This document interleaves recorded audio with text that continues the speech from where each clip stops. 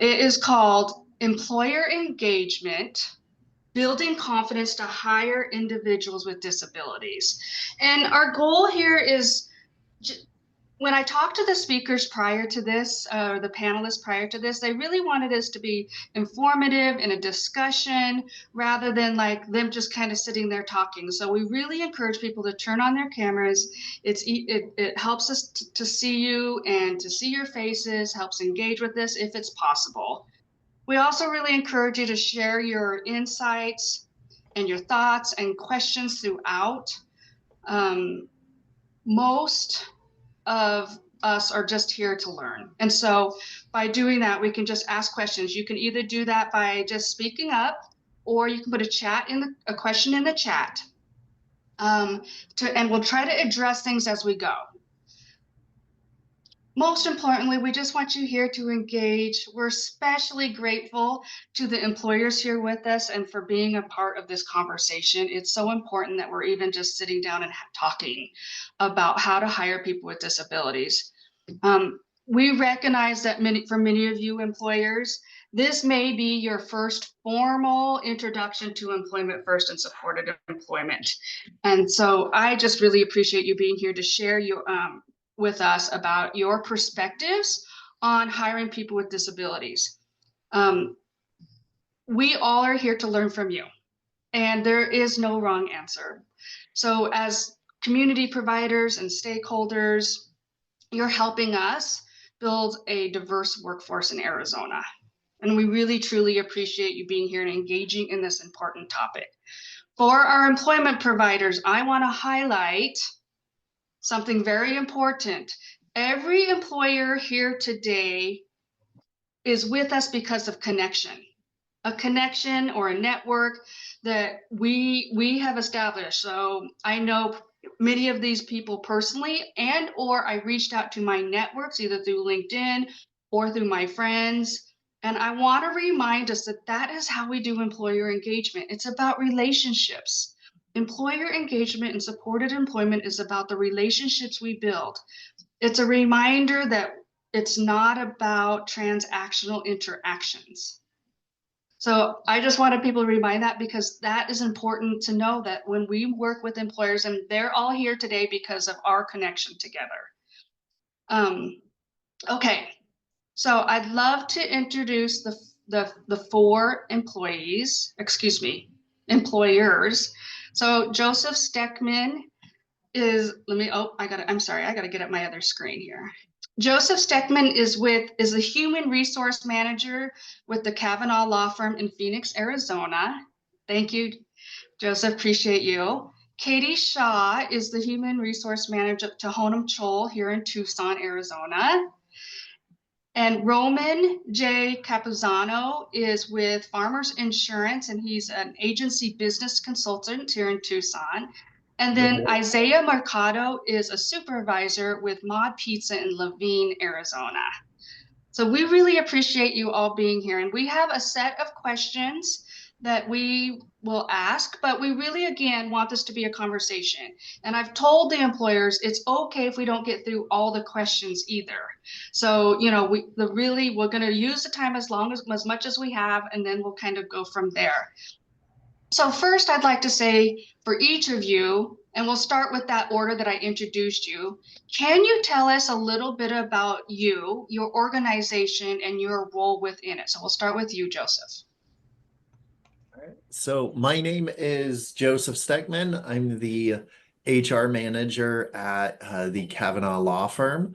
As Lori said, it is through connection, that I'm here. I know Lori from a previous role, loved working with her, and so was happy to respond. Here at the Kavanaugh Law Firm, I am in charge of all, human resources. So that's hiring, firing, performance management, FMLA, disability discussions, all of those things that go along with HR. I also run payroll. So people normally like me when they get paid on time, at least. And so that's, my background. I worked at, um, an organization that had services for individuals with intellectual and developmental disabilities.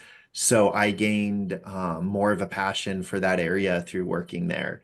And so when I had the opportunity to come on here, I was very happy to say yes. Thank you, Joseph. Katie. Sorry, mute button. Hi, I'm Katie Shaw. I'm the Human Resource Manager here at Tohono Chul Park. I've been here almost 3 years, and I am here also through connection. I was very fortunate to work with Lori through my previous employer, and she was a wonderful mentor and colleague as I moved into this role. So I was very honored to be a part of this. So my role, kind of like Joseph, I am all things HR. Hiring, firing, onboarding plans, any sort of grievances, payroll, benefits, but also any sort of accommodations that I've talked with our staff. And for me, this is really important as a mother to two neurodivergent children, and as someone with my own neurodivergencies, disabilities. This has been a huge part of helping me be successful, and I want to help others be successful. Thank you, Katie. Roman. Roman Campuzano. I'm with Farmers Insurance. I'm an agency business consultant. And what that means is I oversee the agency agents, 33 of them across our city here, and make it so that help them with hiring, help them with just getting to the next step in respect to performance and to providing for the community. Thank you, Roman. Isaiah. My name's Isaiah Mercado. Excuse me, sir. I'm so sorry. I'm here with Mod Pizza Levine. I'm the store coach here, so I know Jules. I work with him every Tuesday and Thursday, and I work with Malik as well, which is the kid that he helps. My responsibility is pretty much the same thing as a manager, except with the store coach role, you're pretty much responsible for like motivating employees, making sure that they're enjoying their time here and making things easier on them, more understandable. And when Jules asked me to help him out, I was happy to, because the job he does is very well, and it kind of inspires everyone here to be more helpful and be more like him. Thank you so much, Isaiah. Appreciate it. So we'll go on to our next question, and then and let's start. We'll go in a different order. We'll start with Katie for this one. But could you describe your current hiring process and how you identify candidates? Sure. So currently we receive candidates from Indeed, LinkedIn, and our HR email through our company. And so I go through each resume, and I've talked with the hiring manager regarding, the qualifications that they're looking for in their history. So I'm working on identifying those qualifications, but also any other skills that could be important to the job that we're hiring for. Thank you, Katie. Roman, what are your current hiring practices or processes, and how do you identify candidates? Current hiring processes are either individuals that have the interest or the passion to help out families, primarily, and businesses also. In respect to insurance, they can be licensed or unlicensed. They can be out of college or just somebody that has already been in the same job for a little while. And for the most part, we want people that I've always said that you can teach skills, but you can't teach attitude. So somebody with a good attitude, somebody that has a will to get up and be out there every day. Thank you, Isaiah. We just kind of look for people that are motivated, have good customer service skills, show up every day with a good attitude and are able to be like coachable and take constructive criticism. Thank you, Isaiah. Joseph? So we use Indeed and LinkedIn, all just the major resources, Maricopa Bar Association. This job is different than some that I've had. It's not like a restaurant or different places where I'm hiring entry level type of people. For the most part, we're hiring experienced people, whether they're legal secretaries that have experience with filing and calendaring and all of that type of stuff, or it's attorneys that have this specific credentials of, having graduated a law school, having passed the bar. So it's definitely more restrictive in a lot of ways of who we can hire.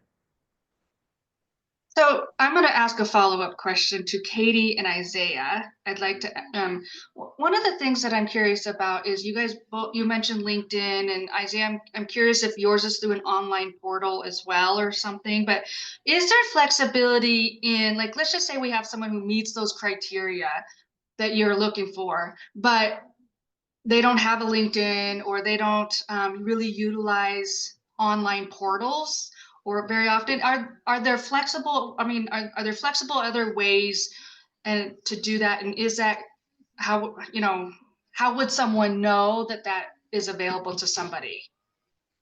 Katie? Do you mean by our hiring, like our hiring? Yeah, so let's just say, yeah.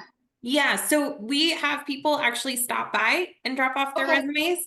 And the email is that, and then I've actually received them in the mail as well. So yes, there are other ways for them to send them in. Okay, so Katie, you guys only require a resume, not like an electronic application. No, we don't have that sort of Okay. system. Yeah. Okay, thank you. What about you, Isaiah? We're both in person and electronic, and you can Okay. also apply through Indeed, the website, and you can also bring in your application as well. Okay, so you can take it in. Thank you for that. Okay, Roman, we'll start with you for this question. Sure. What are the biggest challenges you face in meeting your workforce needs? And there could be there's administrative assistance, there's help with customer service, and there's help with the getting actual agents.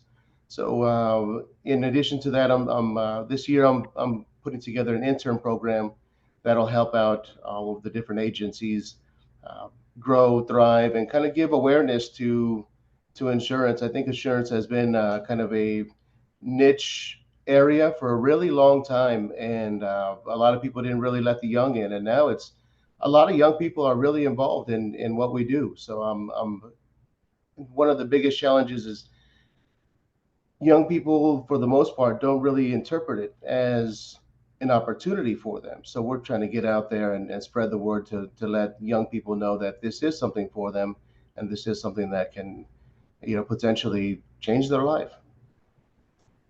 So Roman, I just want to make sure I'm clear. You not only have insurance agents available, but also you said admin, and what was the other one?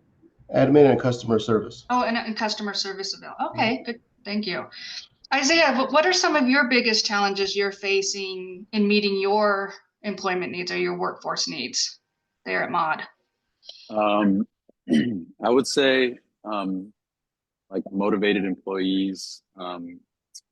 It's kind of difficult to be coming in. We have a lot of students as well, so it's very difficult for people to come in before or after school and maintain like a positive attitude.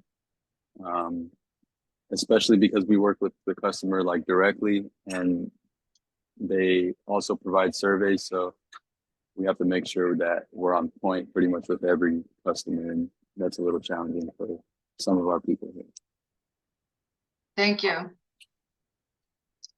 That's like the fourth or fifth time we've heard motivated workers, which is a strength of people with disabilities. They're motivated to work. So I'm loving this. So Joseph, what about your workforce needs? So for us, it's finding qualified individuals. And so, being in the legal field, We really need to be able to find those that are qualified. So you're talking like the education and the part past the bar, that like Past that? the, yeah, the education and Mhm. past the bar, and then, even for people with experience being a legal secretary, Okay. most of our attorneys want experienced people. Mhm. It takes time to train someone brand new to the field. And so that's, just having that experience. And it's a very tight job market right now, especially in the legal industry. But I'm pretty sure in all industries it's tight. And so finding the right people, finding people to apply, can be hard. Right. Okay. Thanks, Katie. Well, for us, we're a very unique organization. Tohonachoa obviously is a botanical or a garden, but we also have a retail store, we have arts, and then our admin. So really a lot of our positions are very niche, and we're looking for specific experience. And then I think the other thing that is harder for us sometimes is we do have a very huge volunteer base that support our day-to-day. So that is a huge adjustment for employees who may not be used to working with a lot of volunteers. And then also just the nonprofit is obviously very different than a for-profit in many ways. So those are sometimes the struggles we face.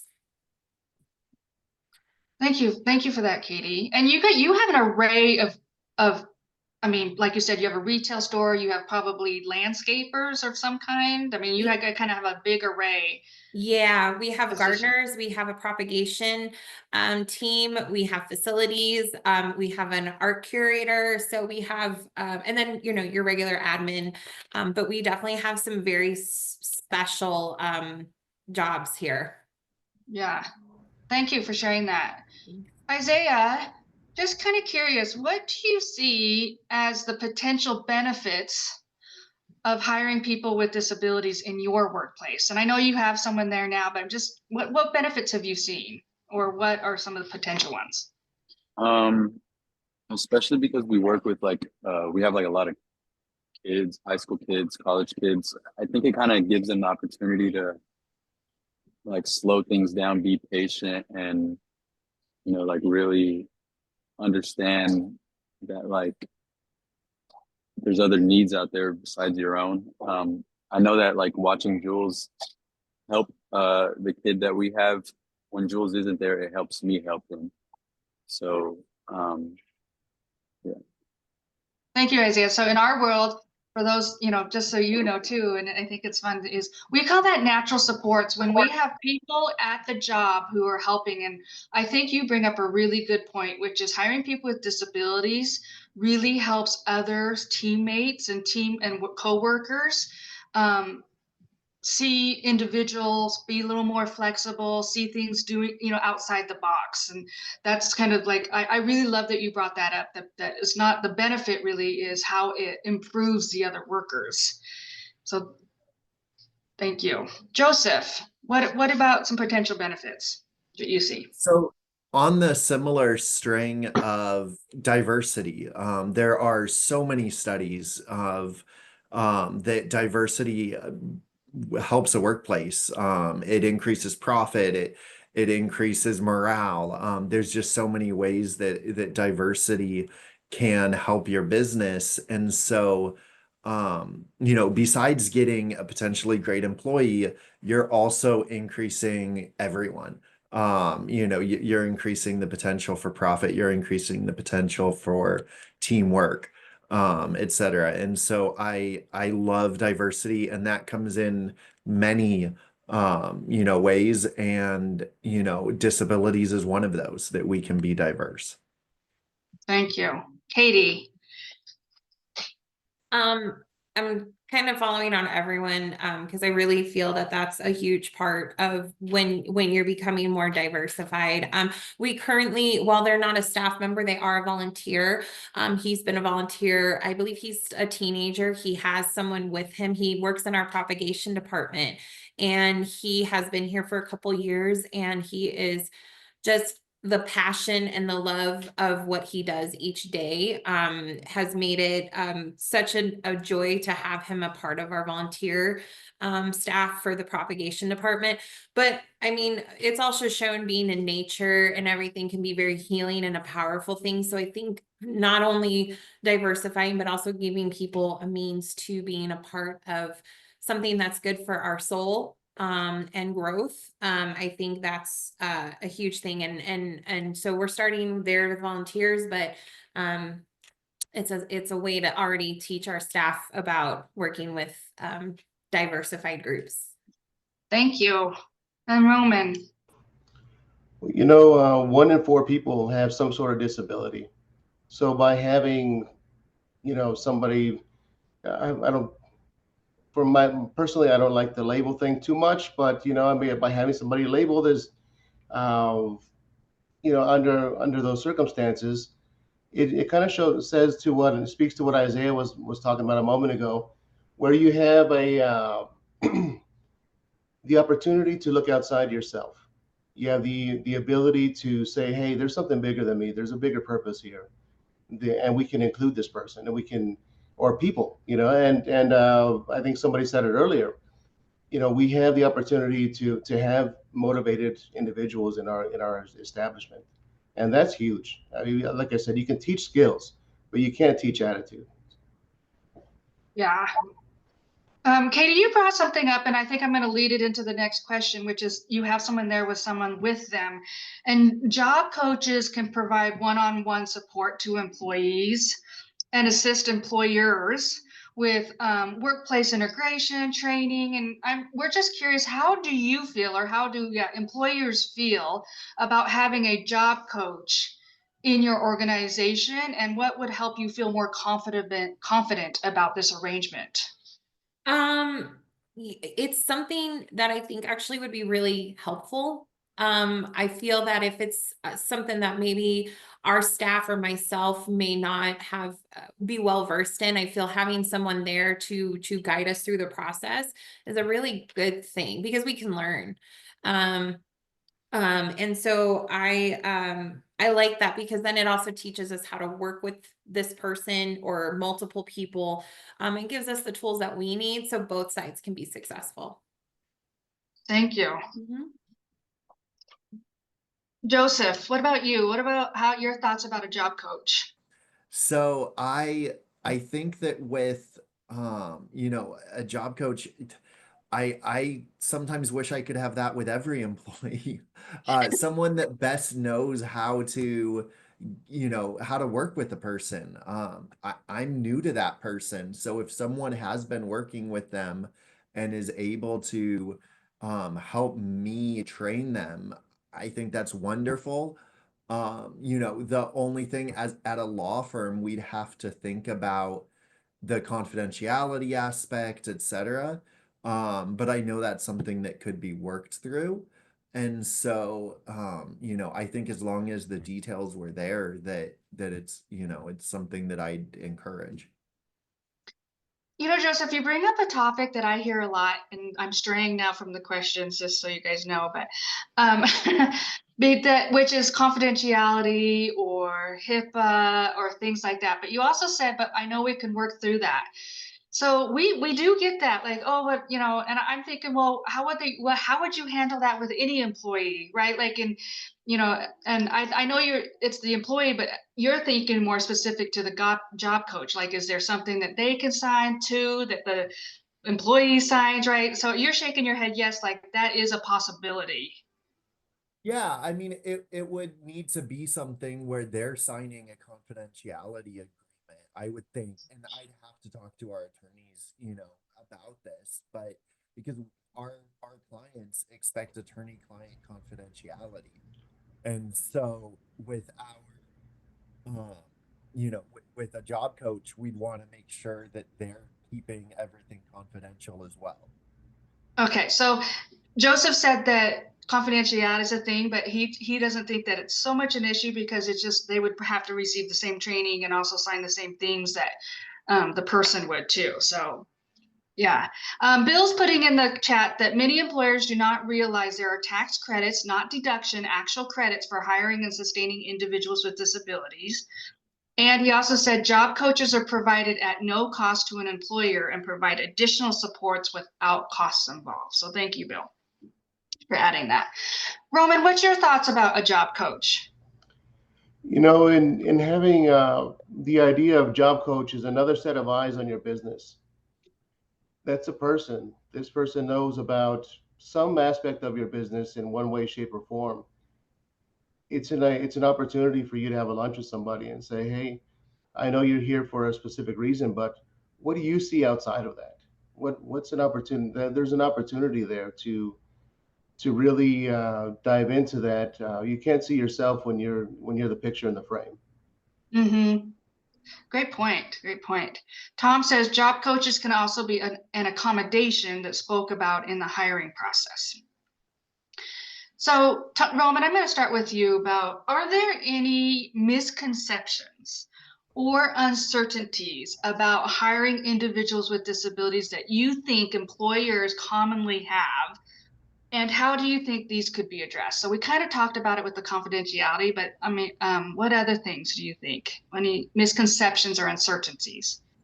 So confidentiality could be one thing, as mentioned earlier by Joseph, and that is a big piece. There are other misconceptions I can see where people would think that it would be more of a hassle than a help.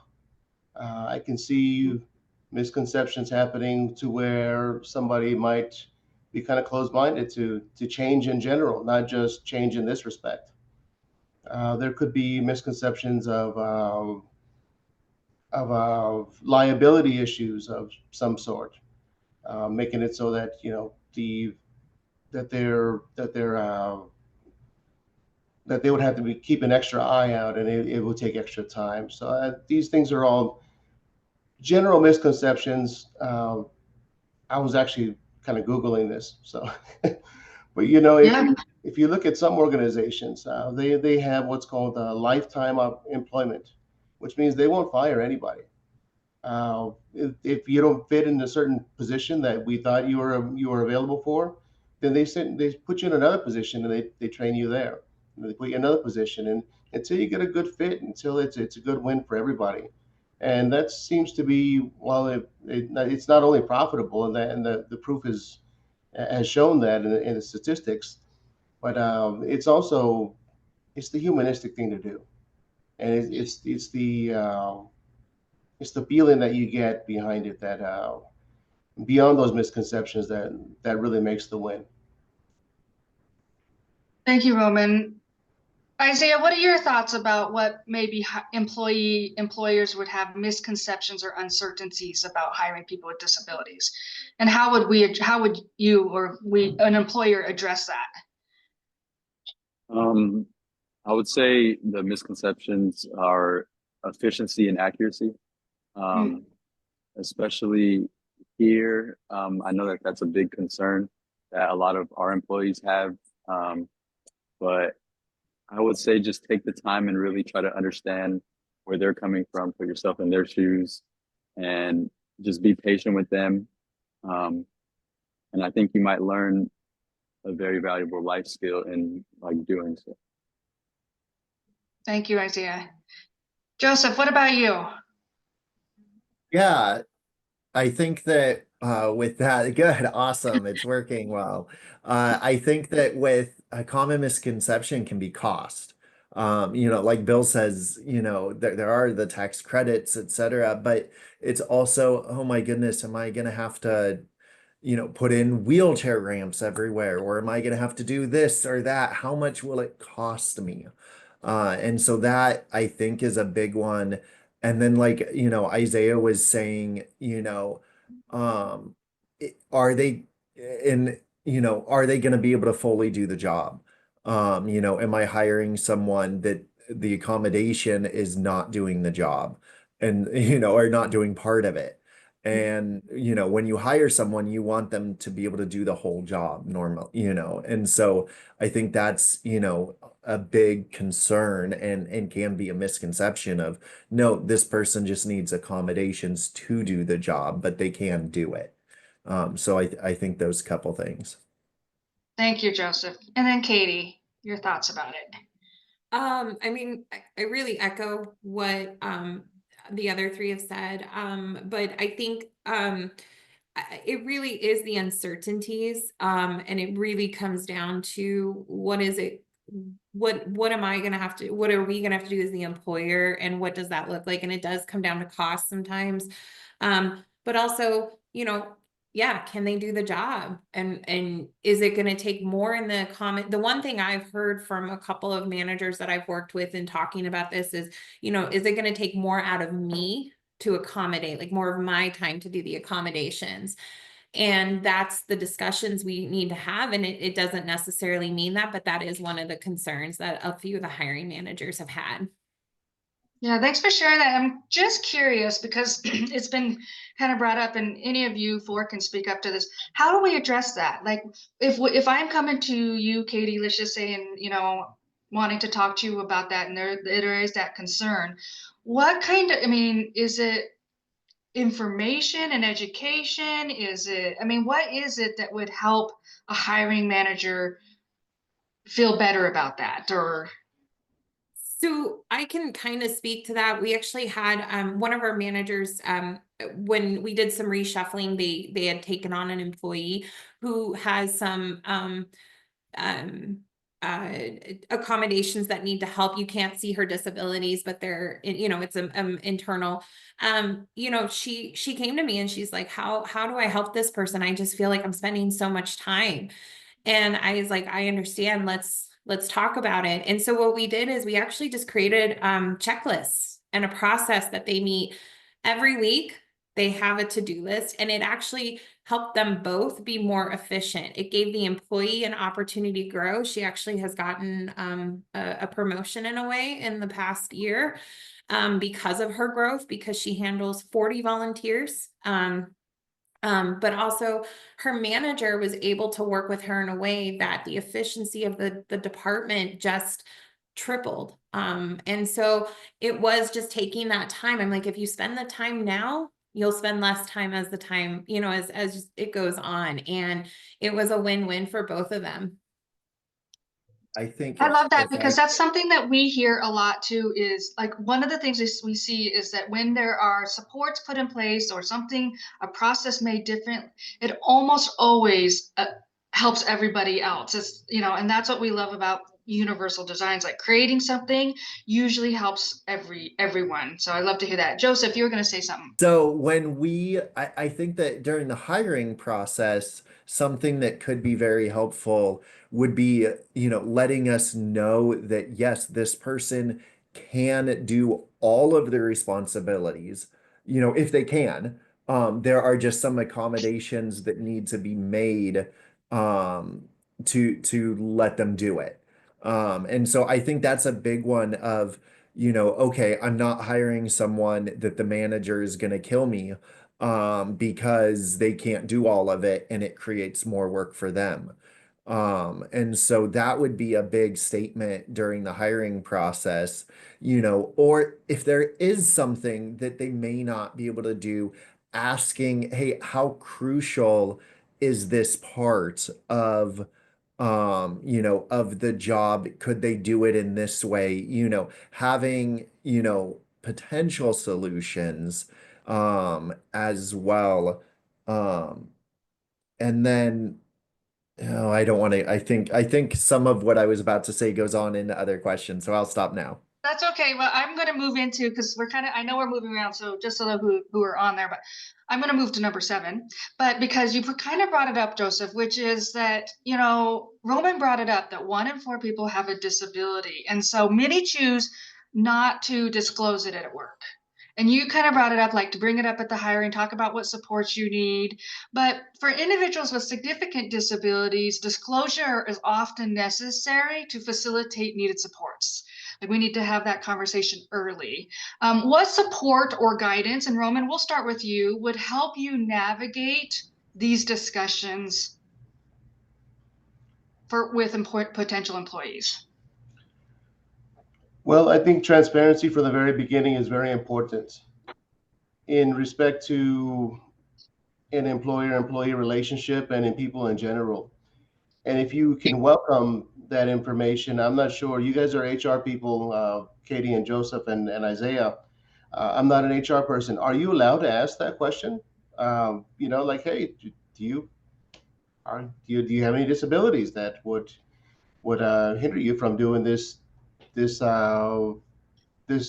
position, that taking on this job, taking on this role? Can either of you speak to that? You can ask. Katie, oh, Joseph, if you were talking, I couldn't hear you. Your mic went out again. he's like, go ahead. So I don't believe we can. It's kind of like asking someone if they're pregnant. Yeah, there's a list of rules. I know that, and so Yeah. that's why I'm asking. And Yeah, I'm not no. right.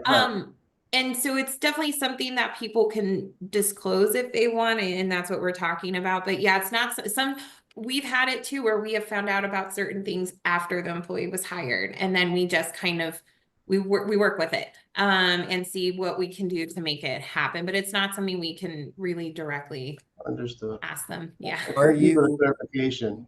Go ahead, Joseph. Yeah, you're allowed to ask, are you able to perform the job functions with or without accommodations? That's Okay. where, so that's where you can go to ask. And if they say yes, then they say yes. And that doesn't necessarily answer if they have a disability, but it would mean that they can perform the job with accommodation. So that should mean they can perform 100% of the job as long as they have the proper accommodations. But asking about a disability is a big no-no. And I kind of assumed that, but based on the question that was asked to me, and I'm the first person to go here, I needed to get that clarification before answering myself. In that case, I mean, there are some ways to encourage and give examples of what some other people have. Somebody mentioned a checklist earlier. Checklist is the perfect thing. Hey, these are some examples of accommodations that we've provided other people. Checklists, larger computer screens, special keyboards, mouse pads, and things of that sort. I mean, it's we live in a world where we can have a conversation. The HR rules make it so that we don't have a straightforward conversation at all times. And I mean, not being an HR, hey, I can say it all day for you. So there you go. Yeah, thank you for saying that. And I think, Roman, you and I had a conversation about this earlier, that it's really just about creating a culture and a workplace environment that people feel that they can ask for their supports, and that and that they're supported just in general. So I'm going to ask one more question, and then I'm going to open it up for questions for everyone else. But job seekers with significant disabilities often work with a job developer, like a recruiter, so to speak, for, in other places or in other organizations, but to match their strengths and their interests to meet your needs, the employer's needs. How do you prefer to be approached? This is always like the magic question with providers. How do you prefer to be approached when there's a potential candidate that wants to be discussed? Like, can I just walk in and knock, knock, knock on your door? I mean, I'm just curious about what email, phone. I mean, I'm just, what is the best way to approach you? I'm going to start with Isaiah. So I have someone who needs a job, or yeah, how is the best way for a job developer to approach a potential employer?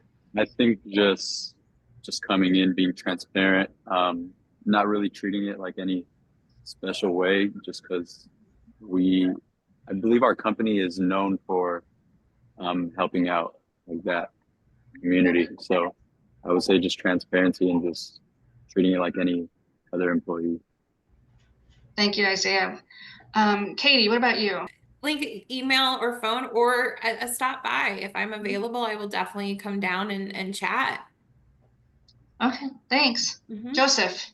All of the above, because depending on the day, I'm not gonna get to my email, or I'm gonna have too many emails, or a phone call. I am not in the office.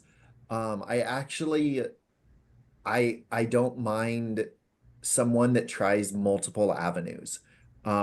If I get 100 emails from them, I start to get frustrated.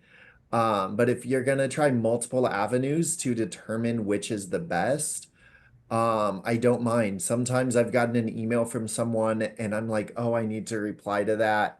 And then I get 50 emails in the next 20 minutes and I forget about it. And then I get a phone call and I'm like, oh, thank you so much for calling. Um, and so that's very helpful to me. So I love that you said that as long as you're like you don't mind multiple avenues. I think that's, important. Roman, what about you? Multiple avenues are definitely welcome. One of the things that I've on my end to improve my communication is I give a call back, or there's always a response. If there's a call, if it's possible to send a text, I send a text back. Received your call. I'll be in touch with you as soon as I can. Same thing on an email. If I get an email coming in that I know I have to respond to, I your email's been received. I'll be sure to respond within by 5 o'clock today. Something to that effect, making it so that they know that they receive that they've been heard, they've been seen, and that they know that the communication has been received, and that a follow up will happen in the near future. Roman, I'm just curious, how do you feel about a LinkedIn message? LinkedIn messages are tough because I see those sponsored LinkedIn messages, Okay, and people that are trying to sell you stuff, and rightfully so. I mean, it's what they do for a living, right. but it can be a little cumbersome. It can be tough to, and some of those I'll answer also. Hey, I really like your persistence. I'm just not the person in the company to. A lot of times it's just so strange.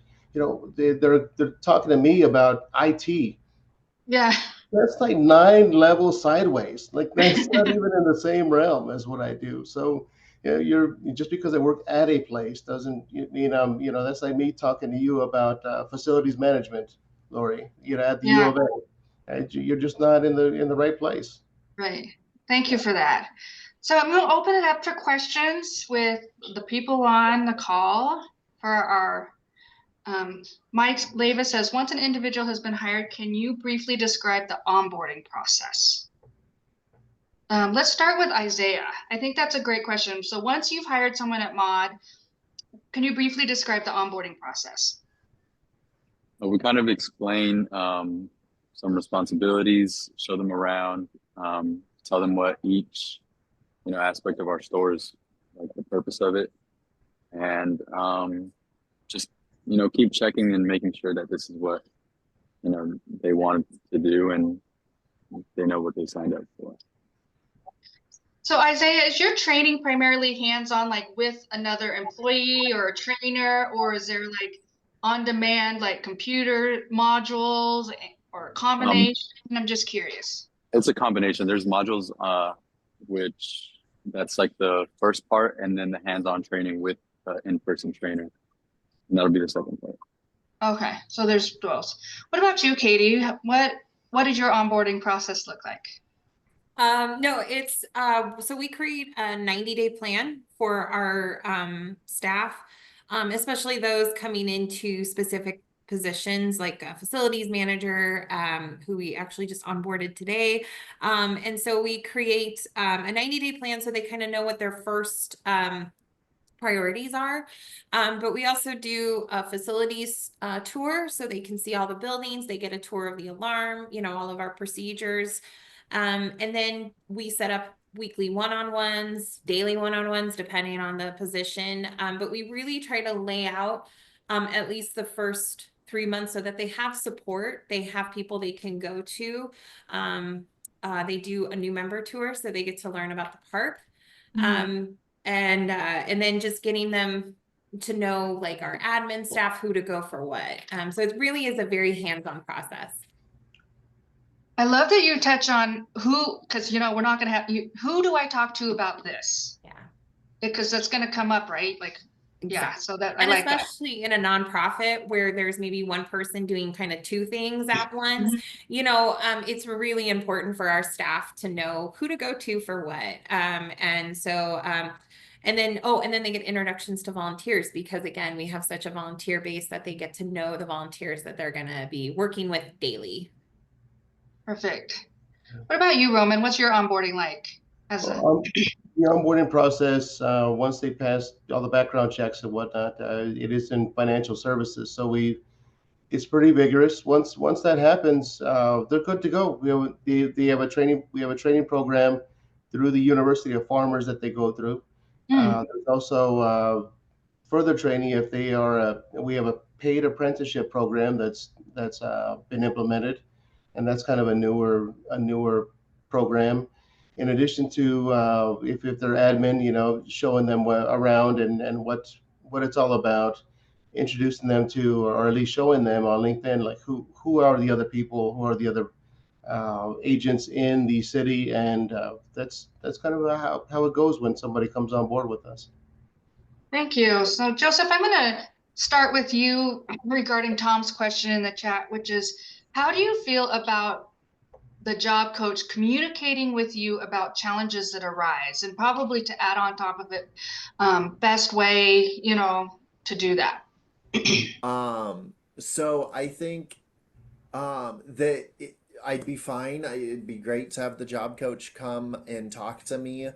I think that one suggestion I would have, and this goes to all, really all the accommodation discussions, would be to remember it's an interactive process. So that means from the business side as well, we may not be able to do things exactly how it would be best for an individual, whereas we might be able to still come up with something that works, though, if that makes sense.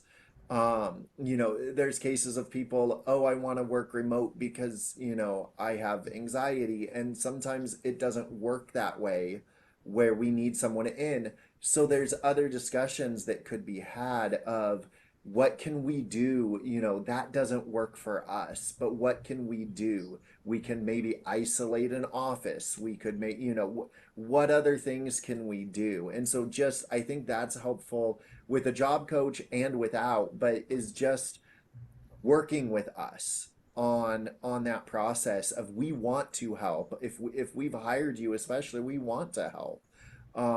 But how can we help where it really benefits both of us? And so, as opposed to feeling like we're being railroaded into, this is what you have to do. Yeah, like being problem solvers. Yes. Yeah. And one thing I've learned from you too, Joseph, is also that as a job coach, you aren't the voice of the person. Like, yeah, that, you're there to support the person, but the person's in part of all of these discussions, because I think that sometimes can easily happen, right? Like, yeah. Yeah. So, yeah, that's one thing. Yeah. Katie, you're shaking your head. Yes, you want to just kind of expand on that? No, I personally have not dealt with job coaches too much so far, but I think it is important. One thing I talk to staff, if they do come to me with like accommodation questions and things like that, is advocating for yourself. And I think the job coach is great because sometimes if the person maybe isn't comfortable in saying it, they have someone to advocate for them. And that opens the door for the discussion. And, I in my career, I've learned how to communicate better and also advocate for myself. And I want to help others do that too. So I'm a big component of advocating.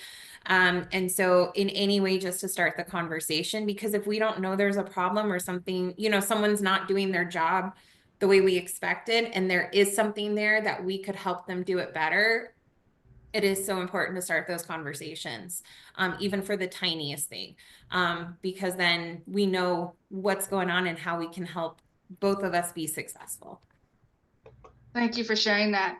In the chat, Roman, Mike's asking, it's good to hear that Farmers Insurance has apprenticeship programs. What are some of the areas and types of positions that are available?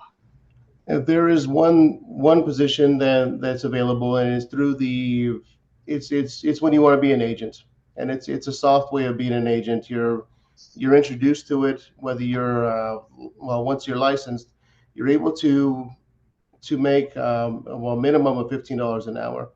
Once you hit another threshold, that goes to 25, that can go up to 35, 45, even 55 or 65, depending on how much you do. But you are growing somebody else's book of business as you're learning. But you're getting paid while you're doing it. When I started over 10 years ago, I worked for free for a month and a half while I studied and worked for somebody else and grew somebody else's book of business. So now this is really a beautiful thing. I'm really excited for this. Perfect. Thanks for sharing that. So I know we're coming up on time. I want to really thank you for all of you, and especially our employers for joining us today. And we just appreciate your candid responses. It just really helps us who are helping others find jobs to kind of know like your different perspectives. And so thank you, Isaiah, Joseph, Roman, Katie. I really appreciate you guys being here. On the Employment First website, there will be a handout that has all their information and their websites. So be sure to access that. Be sure to join us next month. We're going to have the sessions on tribal vocational rehabilitation, and we're hearing from the 5 tribal voc offices throughout the state. So thank you, and thank you guys, everyone, for being here today. We appreciate it, especially Joseph and Katie. I'm just so appreciative to all 4 of you. Thank you, Isaiah.